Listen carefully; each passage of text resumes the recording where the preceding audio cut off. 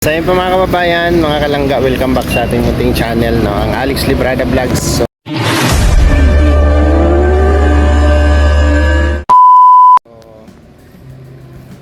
ngayong gabi po ay biyahe tayo, no? So praying for my safety travel, no? From Dait to Manila, no? Magbabas tayo. So biyahe tayo ng almost 10 hours from Dait to Manila. And then bukas ng gabi yung flight natin, no? Mas pinili kong mag night trip ngayon kasi mas ano tayo, sigurado, no? Sigurado natin kasi mag day trip ako bukas baka magka-aberya at may bagyo po, no? Kaya pinili kong magbiyahe na ngayon para sure ball tayo, di ba? Alright, so LTV pala ang sasakyan natin. Ayan yung LTV, no? At siyempre hinatid tayo nila Glyza sa kanyang car. Asan si King? So dami nilang pinadala kasi, no? Para sa mama ni Glyza, sa kapatid niya, isang karton, no? Puro saging, no? Puro saging na lakatan. Gusto na ni Glyza patikimin sila kasi sunod-sunod yung harvest natin, no? Siguro kung makapagpahinog, sabihin ko naman sa kanila na dala na lang nila silang doon, no? Kung harvest sila ng maganda-gandang ano, tapos mahinog, no? Dalhan din doon sa Morales compound. Ngayon pinadala nila lahat ngayon yung harvest, so marami pa namang susunod doon, no? Kapag nakapahinog sila ng maganda-ganda, dalhan nila silang no? So ngayon nandito tayo at biyahe tayo ngayong gabi hanggang bukas ng umaga. So expected arrival natin sa Maynila is maaga na, no? So buong araw tayong maghihintay doon at marami tayong oras na paghihintay doon sa Manila, no? Bago tayo mag-flight. So bukas ng gabi alas 10 ang flight natin. So babiyahe tayo ng DNTV, no? Ayan. Alright. Uy, kaya nyo ba yan? Grabe naman yan. Todo ipon. Oh, sala. Todo ipon ang mga person. Lagay mo dyan sa tabi. Yan lang muna. Yan na ba yun? Yung bus na nakapila, me? Hindi pa yan? Magtanong kayo?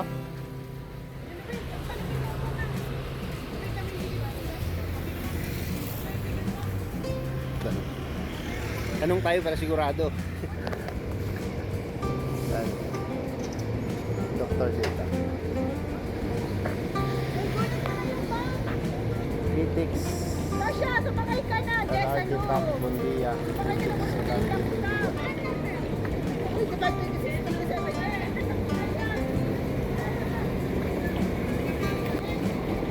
Kuya, yung 9:35 kuya, hindi pa to?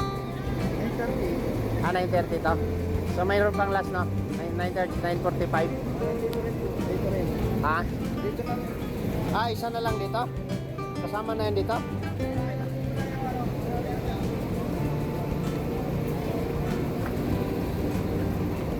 Pitex ako kuya. Kuya Pitex. Kuya, pwede po ito? Sabi ko sa'yo, pinag-iisa nila yan, yung 9:30 at saka 45. Yan? Oo. Yan eh? Siya na pala yan. O, tara. Ito lang tayo kasi boy mga. Kasi baga. Bye-bye. Bye-bye. Malayos na siya. Bye-bye. Ingat ka din.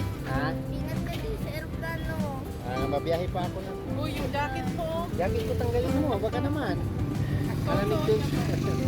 Malamig dun sa loob ng bus. O, tanggalin mo yun. Kayo nung na. Kanila lang. Bye-bye. Bye. Ingat ka din. Bye. Bye. Bye. Bye. Bye-bye. Ingat kayo. Ingat ka din.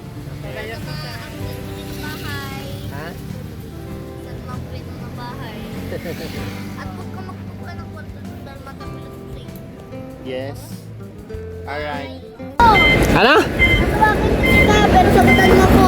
Ha? Sagutan mo ko pag tatawagin kita ha. Ah, sige na. Bye-bye. Bye. Ops, wait lang. Bye. Ah, sige na. Sige. Bye. Bye-bye.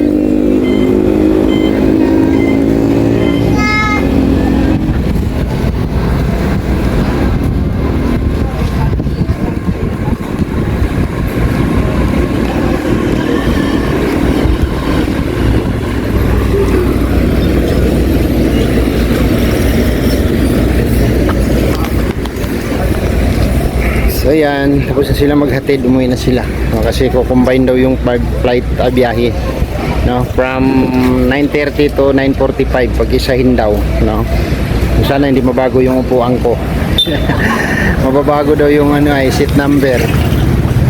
Ah, magbabago daw yung seat number.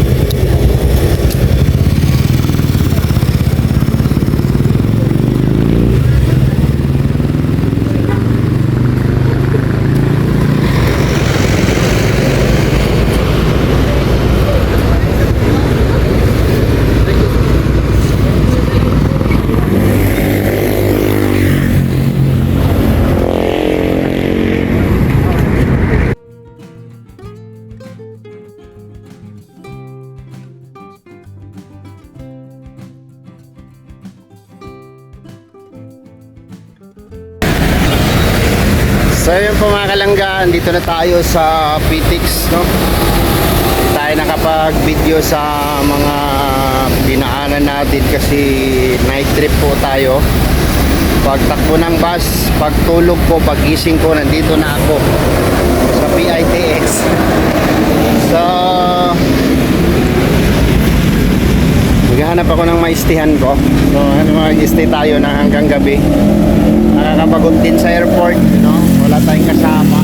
Pagka doon tayo maghintay ng mahabang oras, no? So ano kaya ang maganda? Mag-isip muna ako kung saan ako pupunta, saan ako mag-stay, no? Punta ako ng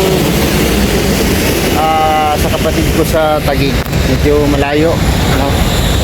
At gagastos pa ako ng pamasahe, no? Tapos kung mag-stay naman ako sa airport, doon lang ako nakatunganga hanggang mamayang gabi. So oras ngayon ay mag alas 8, alas 7 pa lang ng umaga, no? Mag alas 7 pa lang ng umaga. So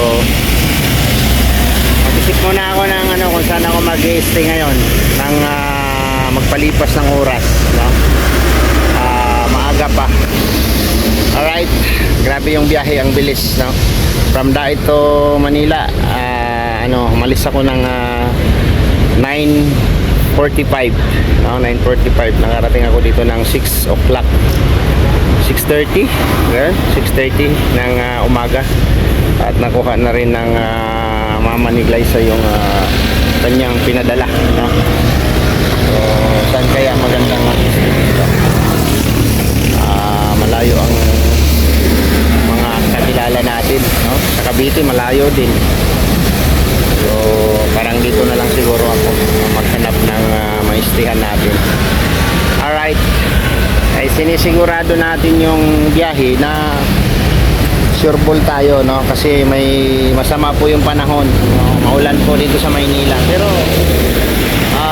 nakalusot naman tayo ng maayos. Unlike kung nag-day trip tayo, baka magka-aberya, no? Mahirap na, no? Ito, buti na yung ganito na maghintay tayo ng oras na mahaba. Ang importante, nandito na tayo, di ba? So mag-flight tayo mamayang alas 10:20 ng gabi, puntang Davao. Alright.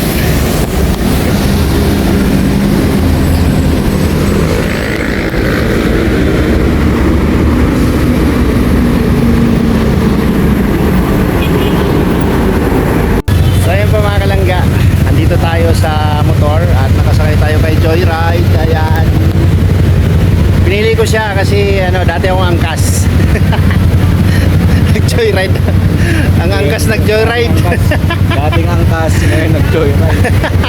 Okay, shoutout sa mga kaangkas ko dyan, no? Shoutout sa ka-riders ni Joyride. Ayan.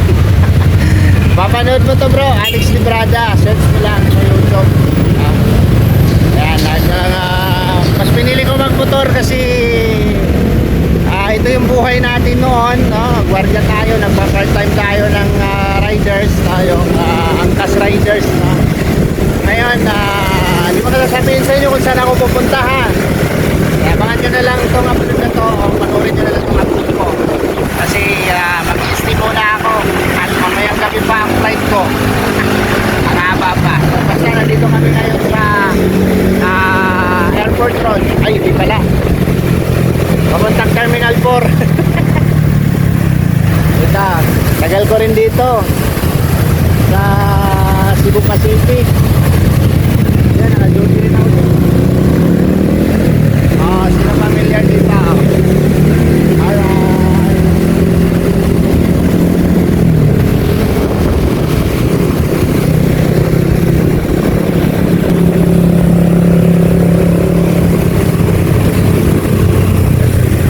LTO Pasay, Cebu Pacific Office. Ayan, Aviation Partnership Philippines. Oh, bakit nandito na yung eroplano sa bungad? Ay, wala na yung Terminal 4? Tinanggal na pala yung Terminal 4. Kaya pala na yung eroplano. Tagal ko rin dito nag-duty, almost 4 years. Sa NAIA time tayo. Grabe. Laki ng pinagbago.